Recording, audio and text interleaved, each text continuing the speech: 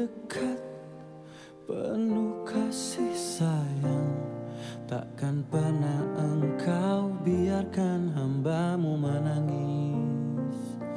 Karena kemurahan-Mu, karena kasih sayang-Mu. Hanya bila dirimu ingin nyatakan cinta. Apa yang dilakukan Pak Bupati kita ini pada masanya, beliau ini berjihad dengan hartanya. Dia dirikan sebuah pasar dalam rangka untuk menjihadkan hartanya.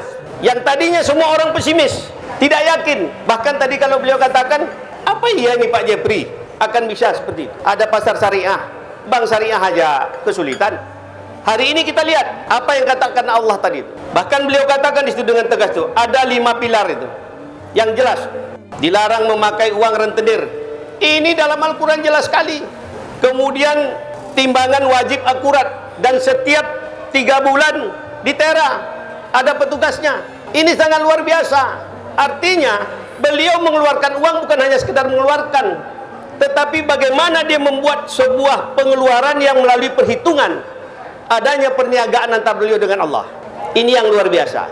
Tidak semua orang memiliki harta, tapi mampu memanfaatkan hartanya itu dengan baik. Salah satu memanfaatkan harta yang dengan baik itu adalah berniaga dengan Allah. Karena berniaga dengan Allah tidak akan pernah ada ruginya. Itu pasti. Berniaga dengan manusia, ada kalanya untung, ada kalanya rugi. Tetapi berniaga dengan Allah tidak akan pernah ada sekalipun kita akan rugi. Itu pasti, karena itu janji Allah. Makanya saya mengapresiasi sekali, sangat luar biasa apa yang beliau lakukan ini. Beliau bukan hanya bekerja sendiri, membawa anak-anaknya untuk ikut mengelola ini. Artinya beliau juga memberikan sebuah warisan kebaikan kepada anak-anaknya. Begini loh cara kita menggunakan harta dengan baik di jalan Allah. Niagakan hartamu itu dengan Allah, karena tidak akan pernah ada ruginya. Ini satu pembelajaran yang bisa kita tangkap. Tapi kalau kita hanya melihat sekedar gini, oh Pak Jepri membangun pasar. Tapi bukan itu saja sesungguhnya. Cara beliau mengeluarkan hartanya, itu menurut saya seorang muslim yang cerdas.